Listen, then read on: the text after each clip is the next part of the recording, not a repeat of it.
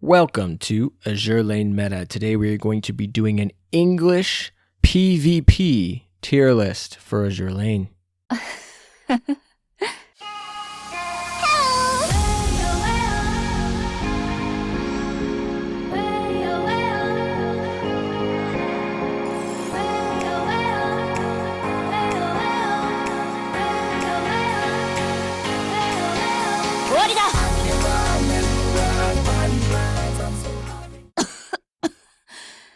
Welcome back, guys. Like I said, we are going to be doing a tier list for exercises or PvP.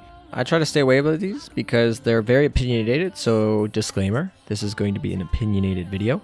But enough of you have asked me for tier lists for PvP, and when I went online to look for tier lists, there are not any really good ones available, or at least for PvP. There are plenty of good ones for Chinese servers for endgame content, and we just got Chapter 13, so if you're doing Chapter 13, they can be relevant for that. But if you're a newer player that's trying to do something else, like a lower level, or if you're trying to do EX modes, or what this channel is about, exercises, those tier lists are useless. So now that enough of you have asked, and I haven't found a good resource to link to, I just decided I'm going to go on to Tier Maker and make my own English list. So first disclaimer is this is clearly a PvP list, meaning there are no subs.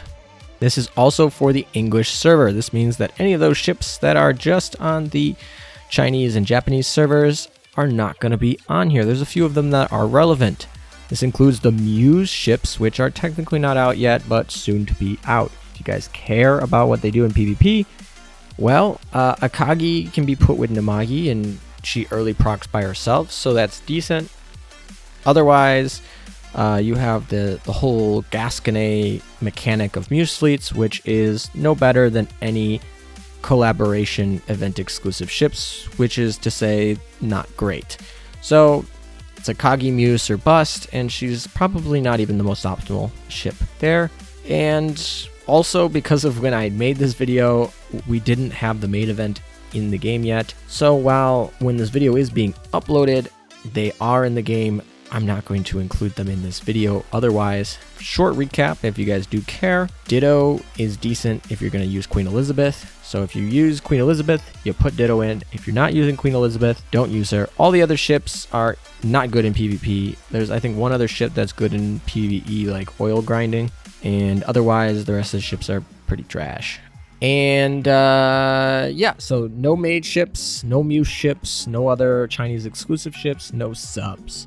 Otherwise, everybody else should be in here. Oh, I guess we're not doing normal ships. No normal ships, just because there are 400 and some ships in the game right now, and that would be a lot to go through. If you want to know normal ships, there's only like 3 that are even potentially relevant. You have Cynet, she is a decent evasion tank if you want to be annoying. All of them are retrofitted, by the way. You have Leander, she was used in the Queen Elizabeth fleets. She's not terrible, but with the release of Ditto, she pretty much lost her spot. And also with Neptune was probably a better option anyway, but she was usable. And then Ranger. Ranger has potentially the highest amount of damage that you can deal because she can infinitely proc her repeated airstrike as well as infinitely proc the double damage. So yeah, and then she's got retrofitted stats now, kind of. So technically she's really bad, but she could in theory get to the highest level of damage.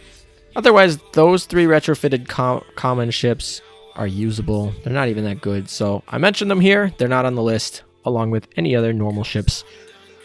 So let's talk about what my tier list looks like. So I have tier 1, 2, and 3, and then tier 0, and I'll explain what they are because different people have different assumptions of each tier. So tier 0 is basically your only counter to this ship is playing your own version of this ship, and the reason that is just like that's kind of what makes it tier 0. When your best counter is yourself.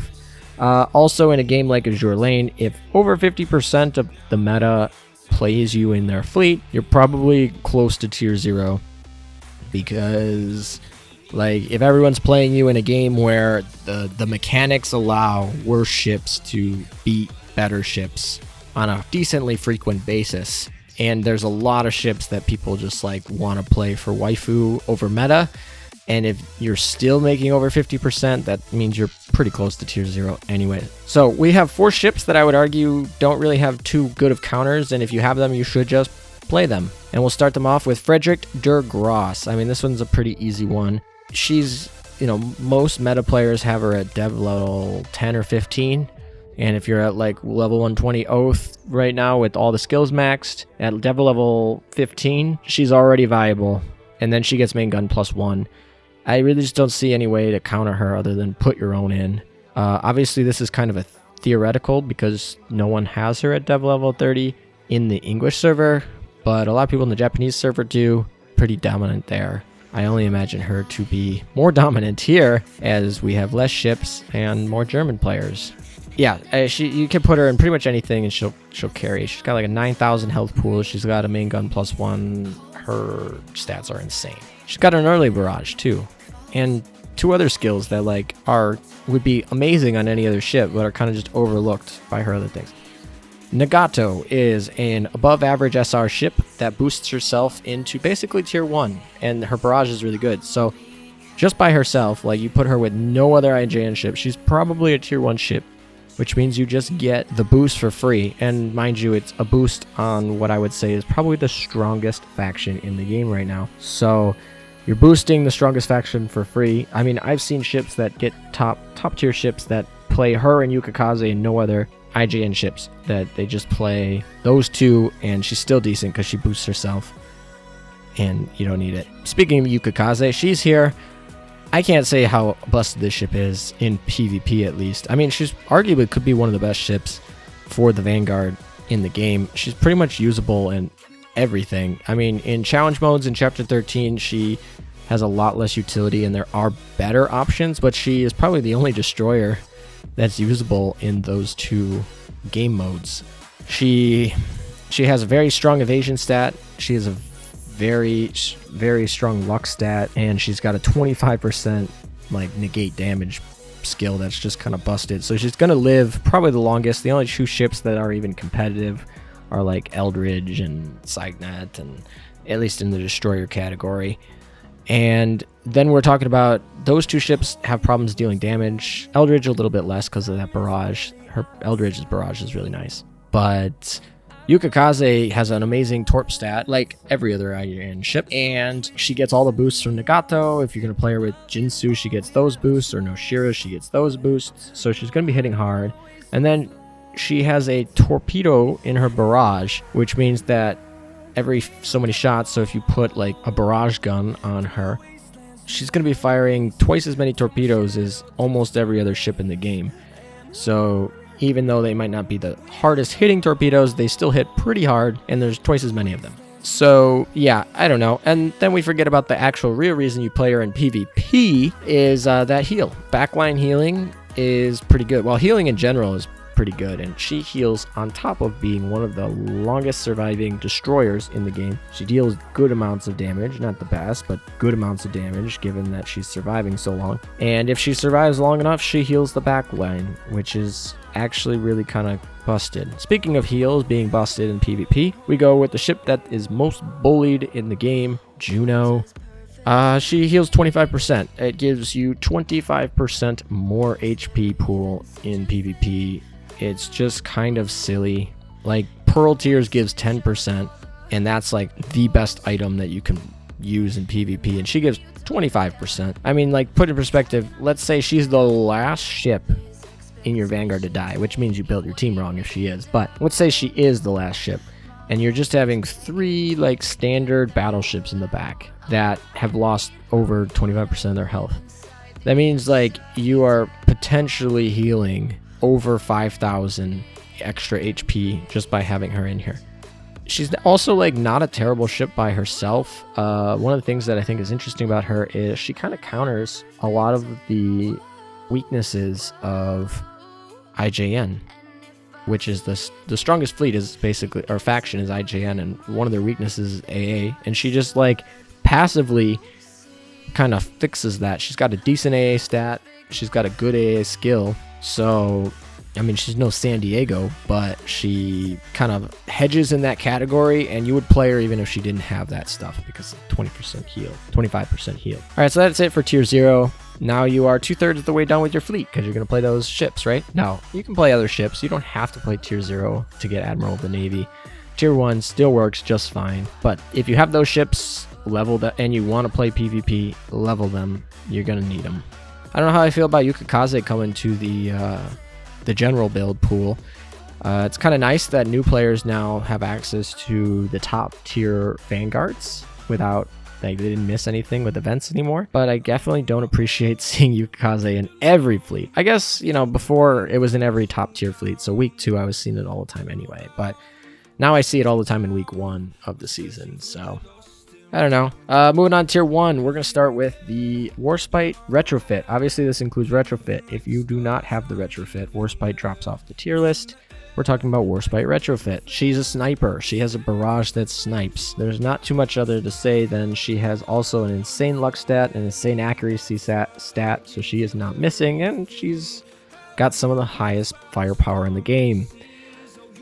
Monarch has a more interesting barrage for kind of taking out the front row of the opponent. She's also got a heal. I would say that Warspite's probably better in my opinion, but Monarch is still very beefy, and she's one of the best ships that if you just need to throw a battleship somewhere with no synergy, like lone battleship, she is pretty nice. And of course, putting her with Warspite is fantastic, unless your opponent has Hiru, then it's a little less fantastic. Staying in tier 1, we got a Magi, and the poster child of the channel.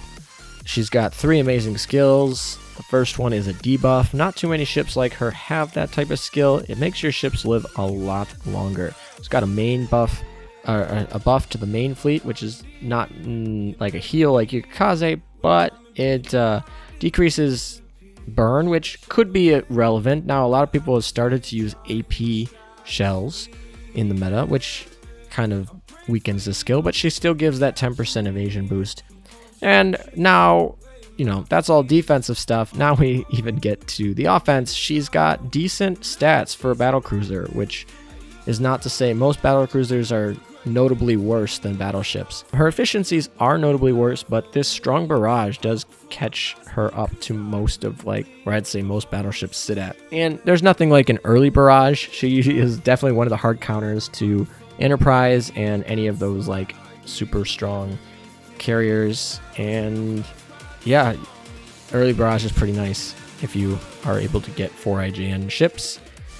And she hits pretty hard. Hiru is the only ship here that could potentially make it into tier 0. But Warspite Retrofit came out and is a hard counter to her. So, and she's, you know, played in less than 50% of fleets now. So I think that she moved out of the tier 0 category. Maybe 2 months ago, she was probably a tier 0 ship. There was no counter to her. But Warspite Retrofit is a counter. Now you can actually play Warspite Retrofit to get around her. And you can see that even in the numbers of my latest meta-analysis video, where her usage has gone down. Still an amazing ship, still really hard to counter, and even Warspite Retrofit sometimes misses, despite all of that luck and accuracy stats. Sometimes she does miss, and then you still lose to Namagiru. I still think it's the most consistent best fleet that we have until Frederick de Gross gets up to dev level 30. Moving on, we got the Akaga fleet, the Fox Sisters. This is a fleet that's been around forever. It's a very strong fleet. It fires first, but they're starting to get squishy. They're starting to get power crept. There's starting to be ships that can just tank that initial strike and then blow back harder. So they start to become less useful. They obviously get hard countered by Hiru Retrofit, which is a really strong tier 1 ship. There are counters to them as well. And, you know, you're playing 2 weak carriers. Not weak per se, but they're easy to wipe out carriers. They got no defense, really, you can knock them out pretty early. And yeah, but they're still relevant. Great for new players. Pretty easy to obtain. I don't know. I guess it's kind of hard to say the Fox Mines are easy, but they're obtainable at least for new players. I guess their biggest problem is for them to be played in tier 1, you probably have to put them with Nagato, maybe Amagi. And both of those are event exclusive ships. So the newer players can't even play them optimally, and the older players have much better options at their disposal. But they're still very viable, very good. They're the best at early strike carriers, and arguably can deal some of the most damage early, especially when you put like Aurora or Sendai and some of the Torp meme fleets with them. Still relevant. Enterprise, poster child of the game. Yeah, 8 seconds of invincibility and double damage is always going to be good. Her aviation stat is starting to be power crept a little bit, and there's so much barrages that happen off schedule and where she's not invincible that she is kind of moving down on the list. But there is a retrofit in history, so potential that in the future, and there also is in the anime, spoiler alert, Ultra Prize. So maybe we get one of those two options where she comes relevant again. She is still very relevant. Like, you put her in a fleet and some fleets just don't know how to deal with her, and double damage is always pretty good, but she's certainly not tier 0, and she's kind of with the Akaga foxes in that they're probably still tier 1, but at the very bottom of that tier 1. Next, we go back into our next DR ship, our second DR ship. A lot of people thought she might be tier 0 because her health pool is massive. She can equip things like VH armor, but she's a little slower in firing, which is okay, which is probably good because she's like having like a 4th mainline ship, which is amazing. But her big problem is she takes a lot of damage from torpedoes and from aviation, which means she has a lot of counters. Torp meme fleet is a great counter. Shimikaze Fubuki is another decent counter. She has counters, so if she starts to make over 50% of the meta, people can adjust their fleets to kind of deal with her. So that's why I think she's going to be tier 1. She's obviously going to be a really, really good ship, but she does have forms of damage that you can counter her. Like Ibuki plus Noshiru will delete her. Jinsu Ainami will also deal a lot of damage. There are counters to her, but she is going to be annoying. Like St. Louis, definitely going to have a problem killing her. And speaking of St. Louis, she is in tier 1. I think she's probably one of the best heavy cruisers for PvP. 40 or 50 if you're Fate level 5, seconds of invincibility. Not really invincibility, but like heavy cruiser level HP and destroyer level evasion is about the most tanky you're going to be able to get for a frontline ship. It just deals with so many things, and then not to mention she's got an HE boost, so she can shred some of those smaller destroyer ships very nicely early on, and most PvP battles end in about a minute, and she's probably dead by her 50-second mark anyway. So yeah, if you want, Neptune is another option. I'd say she's tier 1 solely on the fact that she can be boosted in something like a Queen Elizabeth fleet, and she technically does have a little bit of higher DPS than St. Louis, but she just is not as tanky, so she's going to die faster, and her lifetime damage is a little bit lower in PvP than St. Louis, but she does get boosted, and she does have AP options. Like, she doesn't have to use HE like St. Louis, so that's one reason why she's here in tier 1, because she is still kind of the best at what she does. Belfast is like the all-around, everybody uses her. She's also the most commonly used like cruiser in that last meta video. She's a counter to early strikes like Akaga. She's very good there, and she's just kind of a decent all-around ship. I think that there are a lot of niche areas where you can improve upon her, but a lot of people like to use her, and I can't argue that she's a bad ship. So she goes in tier 1. San Diego here is also a really, like, I don't know, you don't see her a ton in PvP because her niche is like anti-air or dealing with aviation, and PvP is mostly a battleship meta. So she is definitely the best at what she does, but she doesn't see a lot of play because, like, just she counters something that's not played a lot. I mean, if your opponent is using 2 carriers or more, you put her in and it's kind of like a free win. And her barrage is actually, she deals a good amount of damage. She's got decent stats, she's got a barrage that's good. So she is definitely tier 1 if you're playing against aviation fleets. And some people elect to use her just as standard defense fleets. Kind of jerks to the aviation people, but not a bad option. Aurora is kind of like San Diego, but for destroyers, and we're moving more towards a heavy cruiser meta, so she becomes less relevant, but still the best at what she does. Back when people were playing like a bunch of destroyers for evasion fleets, she would just turn those into shreds. She turns off their evasion, or at least effective evasion, and gets to delete them pretty quick. We had Nushiru, one of the newer ships. You know, this was Jinsu and Ami, and because they're the Torp Meme fleet and they can just delete a fleet really early. And the way the PvP works, defense fleet torpedoes are actually really powerful, and they can just delete fleets early if you proc properly. And Noshiru is basically like Jinsu, a little bit different, but effectively the same thing. I would argue that Noshiru, because of that evasion rate boost, is a little bit better than the damage reduction boost, but they're both really good. Noshiru, I guess now that Noshiru is on this list, Ibuki could be here in tier 1, because Ibuki has a higher torpedo efficiency than Ainami, despite a lower stat, and also she double loads a torpedo at the start, which in something like a minute battle is a really big advantage. So Ibuki could probably be here in tier 1 for the Torp Meme fleet now that Noshiru exists. I think I have her in tier 2 when this came out. She's on the border. Reserve the right to move her up here. But yeah, basically any sort of Torp Meme fleet is pretty good in tier 1. They get shredded pretty fast, but they can also just kind of sack your opponent's Vanguard fleet. And also, if they do get in the back row, if they drop a torpedo on some of that heavy armor back there, it's going to hurt a lot. Okay, tier 2. This is pretty much anything that is usable. So anything in tier 2 you can likely get an Admiral of the Navy with if they're properly equipped and put with the proper synergies and everything. They're just not really the most optimal choices. You could do better, but certainly use tier 2 if you have them, and definitely use them if you like them. Oathing a tier 2 ship definitely helps move it closer to tier 1. So we move with Sugura.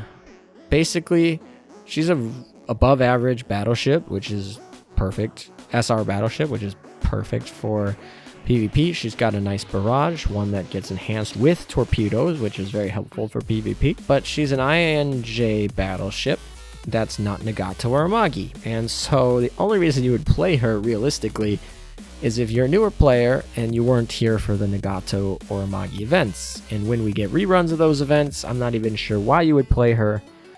But for those of you who don't have those first 2 ships in tier 0, tier 1, she is probably one of the better PvP battleships for IJNs. Similar to Mikasa. Mikasa is basically a Nagato with no stats. She's got a really good unique item. She's got a very good skill, but she is from pre-World War I ship, right? So she's got absolutely no stats, and you only use her if you don't have Nagato. And even then, like, I don't know how viable she would be, because I just feel like she dies so quick. Definitely not usable in PvE. I think in PvP, because you don't lose when you lose your flagship, you could use her. Kaga battleship.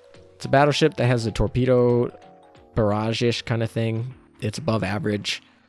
You could use it as your third Namagi slot. Probably not the most optimal choice, but usable.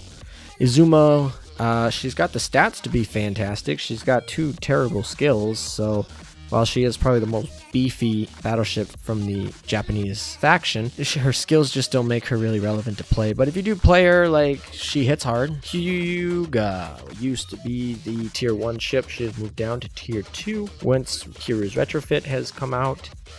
She was retrofitted before Hiru, and at that point she dealt a good amount of damage. You still got the triple shells, but you got a little bit of aviation damage that was buffed by Nagato, and she buffed the other 2, Nagato and Amagi. So she was pretty decent, but doesn't beat 15 seconds of invincibility, so she gets moved down to tier 2. Then we got the Swan Fleet. Swan Fleet, in terms of overall power level, is probably very similar to a Kaga, but most of their viability comes in the later half, the second half of a battle, and a Kaga comes in the first half of the battle and then tails off. So in PvP, where your battles are a minute, the first half is much more important. That's why they're in tier 1, and then the Swans are in tier 2. Taiho. Taiho is kind of like an RNG carrier. She can deal a lot of damage. She's got good stats. She is buffed by Nagato. She's a very good Namagi choice. She's a heavy armor. She's got a lot of HP, decently tanky. So she's a very good option. You can use her with Namagi, and she's very deadly. So don't sleep on that fleet, but it just doesn't beat 15 seconds invincibility. That is just really hard to beat as that third slot of Namagi. You gotta beat 15 seconds invincibility, or just the beast that is FDG and Warspite Retrofit to kind of take that slot. But Taiho is definitely a good option. Moving on, we move into the South Dakota class with Alabama, Massachusetts, and South Dakota herself. Alabama is a tier 1 ship in PvE, but in PvP, her skills are lackluster.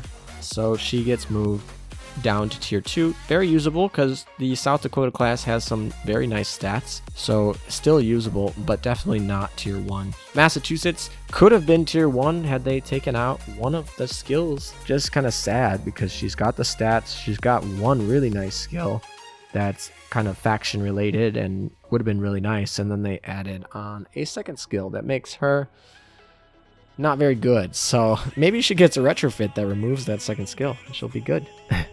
South Dakota used to be part of the WASD fleet to Washington.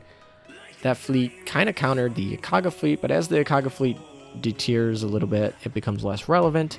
Also, it's just been power crept a lot. You could still use it. I've seen them run around every once in a while. But the problem with this fleet, I guess, is that Washington is one of the oldest fleets, or one of the oldest ships in the game. So if you have a Washington, you probably have almost every fleet in the game. And most of those players are not sticking with their WASD.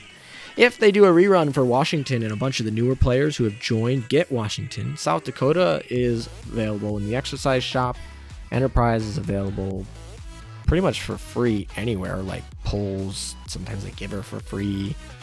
The exchange shop. And then, yeah, so those parts of that fleet is decent, but the Washington ship, if you have Washington, you have pretty much every ship. You probably have access to Nagato and Amagi and a bunch of Germans, and just because of how long Washington was ago, and she's never come back. So that's really why I think she doesn't see as much play, is just because of her availability. Georgia is in a faction that doesn't buff that too many of their ships that much, and she is outclassed by Warspite right now for PvP purposes. She is a great sniper, and for anyone who has missed the Warspite retrofit event, she is a great alternative to Warspite for that same function. But she is definitely here in tier 2 with the rest of the USS battleships. Now, if in the future, she is one of the most likely to move up, because we have an Iowa, Missouri, all those ships are not in the game yet. They will probably be in the game at some point, just like Yamato. They're going to come eventually, probably. And all she needs to do is have synergy with one of those releases, and she could be up at tier 1. She's got the stats to be in tier 1. She just doesn't have the synergies to be in tier 1, so she's just waiting. Essex, probably the strongest PvE carrier there is in the game. She helps just auto clear chapter 13, but reducing aviation damage and shooting down planes is not something that you're doing much in PvP, so her strongest assets are not utilized. That's why she's in tier 2. She's also a carrier that does not have invincibility and does not early strike, and so those are like the two ways to be viable carriers in PvP. She doesn't have either. Saratoga, very similar light to Essex in terms of she's a great ship. She's got a little niche in taking care of, she's got like basically auxiliary guns with her skills. She deals damage around the clock, deals a lot of damage. She's got a really high aviation stat after that retrofit. Very good for PvE, but in PvP she doesn't have invincibility or early strike, so that's, or at least a viable like early damage. So she's like, okay, you can use her in like all carrier meme fleets, but tier 2. Queen Elizabeth has got an amazing skill slapped onto a terrible ship. She basically, you're giving up half of your, well, not half, but basically you're like playing with 2.5 main fleet ships when you play her, and you just hope that her boost covers the rest. of the damage she's giving up in the other ships. She's usable. Everyone, like, she's got a lot. She's like easily obtainable. She's definitely usable. You can get Admiral of the Navy with a HMS Queen Elizabeth fleet. It's just like there are a lot of better options. With Ditto, she ends up being a lot better, but I still have doubts that she'll be in the tier 1. Obviously, I don't have a level Ditto to test that with, but I don't imagine that Ditto will instantly make her tier 1. There are a lot of HMS fangirls out there, so she'll probably see play continuing, and she's definitely very usable. King George V is a very interesting choice because she's got like everything you'd think that you'd want. Before Frederick de Grasse, I think she held the title for the earliest striking ship there was. And she deals extra damage to KMS and IJN and I guess the Italians as well. So like she's got some anti-meta skill there in terms that most people are playing a Japanese faction ship somewhere.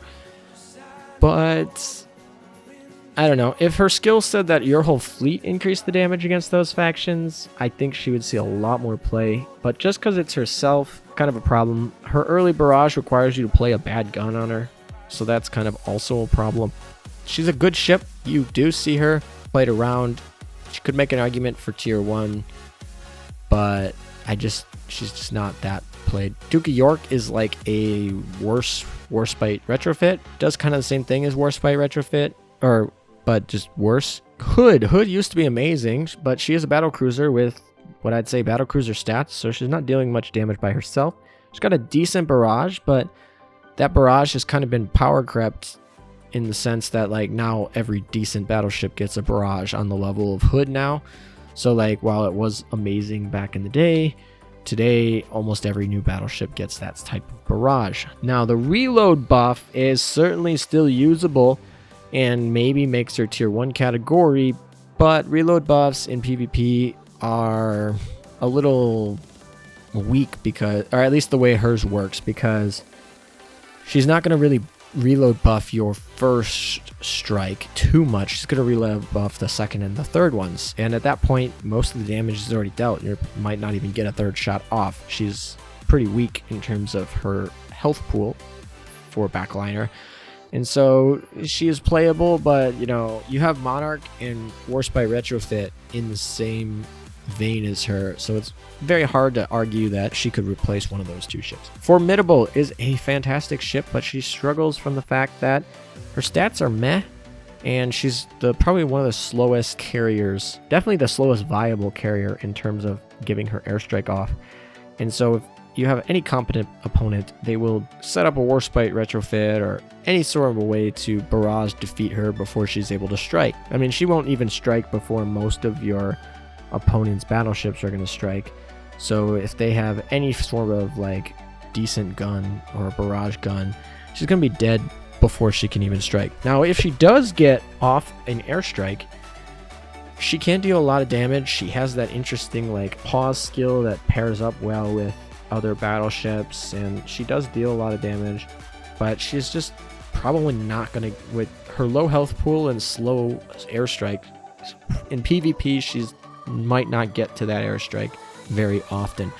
Centaur, on the other hand, she strikes very early. She's got double fighter slot and a pretty good reload stat, so she's going to be hitting pretty early in the attack, and she gives good buffs, and she does decent damage on par with most carriers. If you need a boost early, or if you just want some aviation damage, she's a great option. But she's a very good option for that fleet to replace Queen Elizabeth, actually, because she kind of does that boost for them when your main guns need to boost. She can boost, and she does more damage than Queen Elizabeth. So a lot of people opt to use her instead of Queen Elizabeth, which is certainly usable.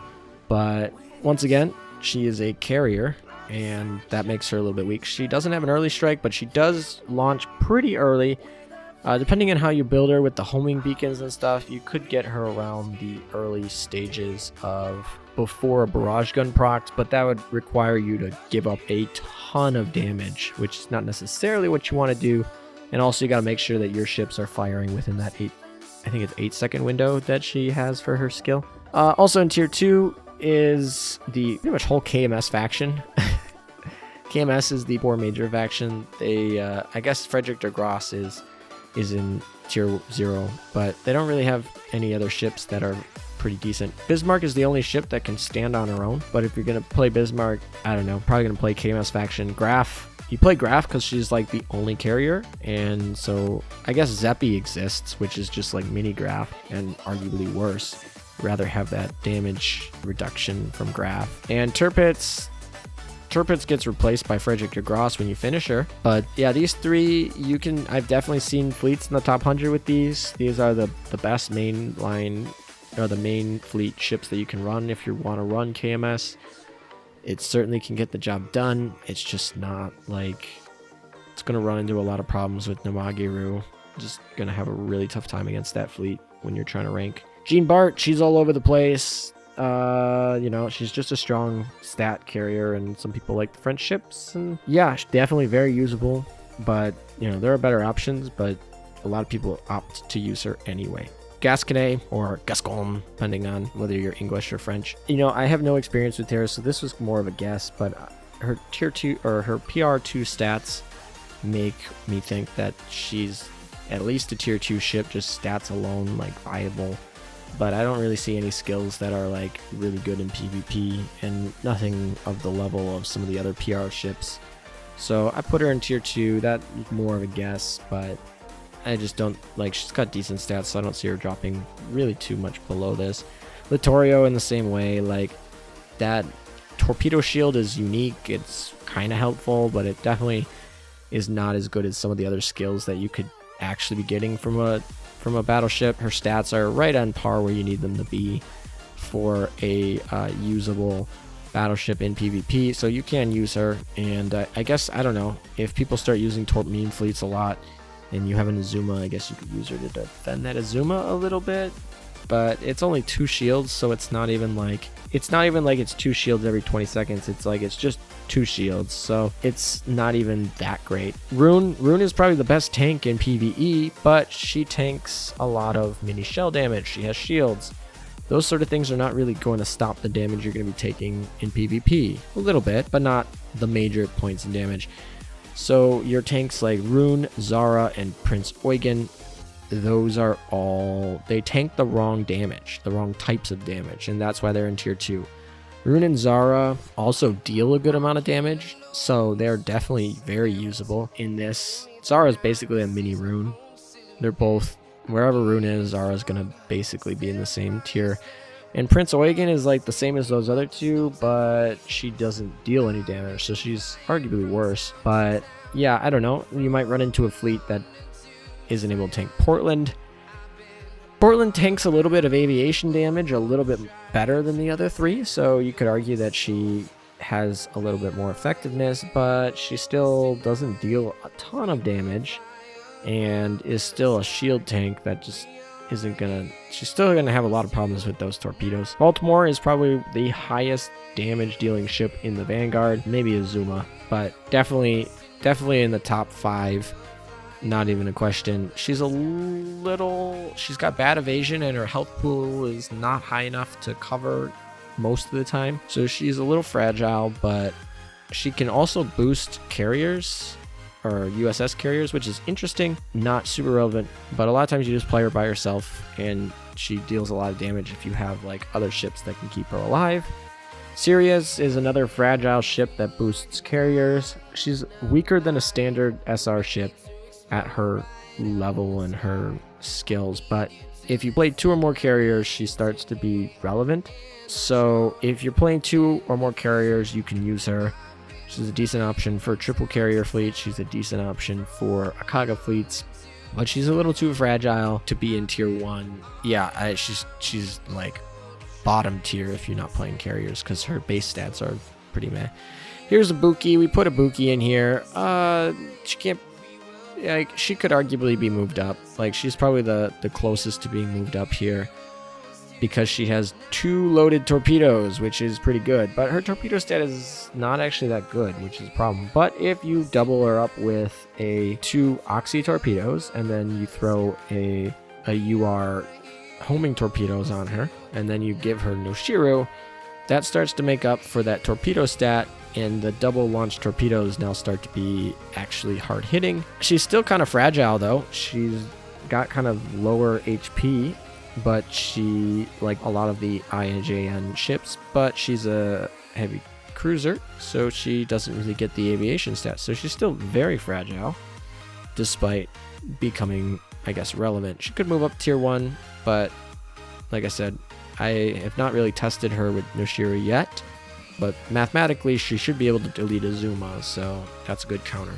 Sendai pretty much only goes with the Nagato Akaga fleet. If you're not playing that, you probably don't play Sendai, just kind of pairs. I would argue that Aurora is a very good alternative for that, and Aurora can be put in any fleet, and also is actually one of the better choices for a Queen Elizabeth fleet. But Sendai has one fleet, one niche. She puts a flare out, dies, and it's alright, but Akaga fleets aren't even like the best ship fleet anymore, so, and they have hard counter. They are hard countered by Namagiru, the best fleet in the game, probably. And yeah, Mogami has a retrofit that gives her the stats necessary, and with boosted by Nagato, she can be decent, but there are better options. Seattle is a worse San Diego, so basically, unless you have San Diego's retrofit, or unless you don't have San Diego's retrofit, you probably won't use her in PvP. And even if you do have San Diego's retrofit, you probably won't even use San Diego that much, so not super relevant. Helena and Cleveland, they both have those basically proc skills that can buff or debuff the opponent pretty strong to increase your damage, but it's a little slow. It procs low rate, which I guess is not a huge problem for PvP, but they're just too squishy. Like, even if you could guarantee their proc, you're like getting a ship ready to kill, but you're giving up a ship that's not very good. Like, they have that skill, which is pretty solid, but everything else about them is kind of weak.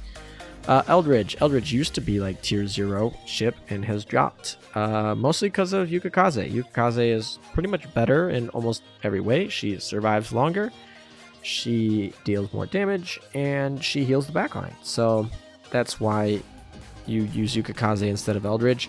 Eldridge is still very good. You can still use her to stall out, but I guess she's really small in terms of her health pool, and her skill is amazing when it procs. Like, if you proc on a small bullet coming from the Vanguard right before a big shell hits, then you pretty much just win that round. But the proc chance is very small. It's just as much chance that you don't proc and just get eaten alive. And also, she's small enough health pool and like that she can get one-shotted by a shell, and so, you know, she's got to take the damage to do the, or be attacked basically to proc her skill, and a lot of times the attack will just kill her. So that's what her problem is. Laffy, she's actually not a bad ship. She's got a really strong reload stat. She can deal a decent amount of damage, but she is a destroyer that deals primarily damage in firepower, and that's just not optimal. That's just not the most effective tactic available. Destroyers deal more damage in torpedoes than firepower. Definitely usable, but better. Kitakaze is basically Laffy that can be boosted by Nagato. Similar tier in terms of PvP. Kawakaze, she is like a really interesting like anti-destroyer ship, but Aurora just does that better, in my opinion, and she's more gimmicky. She puts more restrictions on your fleet. Like, if you're going to use her, you're probably going to want to play Ainami and Yukikaze, and that puts a lot of restrictions and makes your fleet really fragile. Well, if you play Aurora, you can play literally any other 2 ships, and it does not matter. Like, you can play Yuki and St. Louis, or you can play Azuma and Juno, or something like that. Like, there's no real restrictions there, while Kawakaze restricts you to IJN destroyers. But she is decent for what she needs to do. You can play her. Then we have the Chinese girls. This is a really powerful fleet. Their synergies together are amazing. I guess one of their problems is they don't deal a lot of damage unless it's against Sakura Empire, which is good because most of the meta is Sakura Empire, but they're still kind of weak in that sense. You can still get kind of unlucky with them, and I guess here's the biggest problem with them is you have to play all 3 pieces or else they don't work, and that means that you can't play Juno. That's a big problem. You can't play Yukikaze. So there are other like ships. Like Yukikaze can get to similar levels of what you can get these ships in terms of damage negation by herself or with a Magi, then these ships have to do it all together. So it's just more synergistic parts. You can't play a Juno, so you, like, yes, you can evade more, but you lose out on 25% of your health pool. And if you have any ship that has a faction boost, there's a few of them, you're basically giving them up because the Chinese ships are not boosted by anything and cannot boost anything else because there are no mainline or main fleet ships for them. And something like a Magi would be a great option to put with them, but a Magi doesn't get her early proc, which hurts a little bit in the meta because you want that off-schedule damage. So they're still very viable. Very good in Chapter 13 as well, but you're here in Tier 2 because they just take up too many slots for your synergies. And I think that's another reason why Queen Elizabeth is a little bit weaker, is because they just, like, you take up a lot of slots for your synergies and you're not allowed to just play certain, like, Tier 0 ships.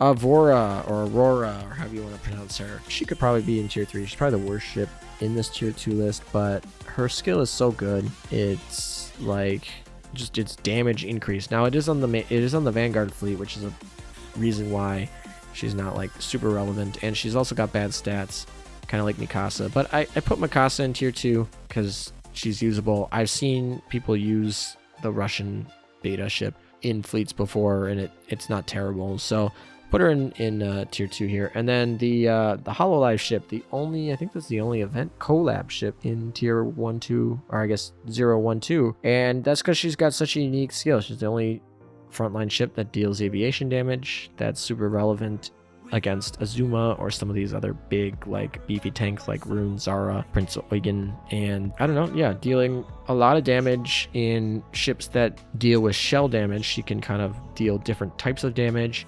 Stats are okay, nothing fantastic to write home about. It's really just the fact that she can deal damage in different types than what people are usually tanking up for. In terms of Tier 3, well, if you were not mentioned in the exceptions, we're not shown in the NA category, then you are probably in Tier 3 if you're not shown previous in this video. A lot of ships in Tier 3. If you like them, well, I'm sorry. They're not very good for PvP. That's okay. And I guess some of the ships that you guys might question why they're in Tier 3 or something like that, I don't know, that some of the notable questions would be about the healer ships. You're just giving up a lot of damage, and the heals they give you are just not going to keep up with the damage that you're taking. Now, the heal carriers, you could say, well, at least they're dealing some damage, but arguably they're still not going to, like, Unicorn's heal is still probably not going to make up for the lost damage that you could be putting elsewhere. Maybe like a year ago or whatever, you could argue that, like, a lot of the damage the main fleet is going to be dealing could be made up by that heal, but it really isn't, because they're only healing the Vanguard ships, and the Vanguard ships, basically you're wanting your Vanguard ships to keep your main fleet alive. But if you're playing something like a Unicorn or a Shoho, or even the new carrier healer, you're giving up the potency of your main fleet. And same reason with the other healers. In terms of anybody else, there's a bunch of carriers that are, like, pretty decent, but they're just, like, I don't know, like Illustrious and things like that. Illustrious is great for Chapter 13, but once again, she has a lot of fighters, which fighters are not very good in PvP.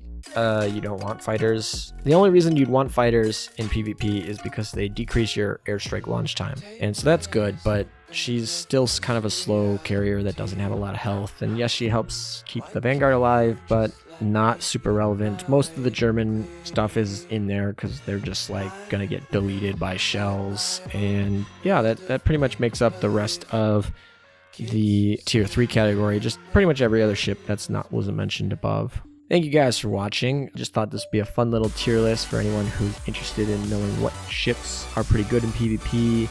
If you're just starting off and you want to, like, eventually get to PvP, which ships you should maybe invest a little bit into if you're going to want to focus that on. Obviously, this is opinionated. Obviously, this is time sensitive. We can get a new ship next week. That changes up a lot of what I was saying here today. And, you know, obviously, like I said, you can have a different opinion and we can agree to disagree. But if you do have something different, let me know in the comments section. So if you want to know about what ships people are using, this channel will do meta-analysis videos. If you want to know how to build a fleet, because a lot of people know the ships to use, but they don't necessarily know the equips to use, we do build a fleets, so you can watch those. And if you want to stay updated on like new events and some of the patch notes and you don't want to read them all the time, we also do server update videos on this channel, and maybe some other fun stuff to help players, whether you're new or old, get involved with PvP or just optimizing your fleets in general, even if it is for PvE. So thank you guys for watching.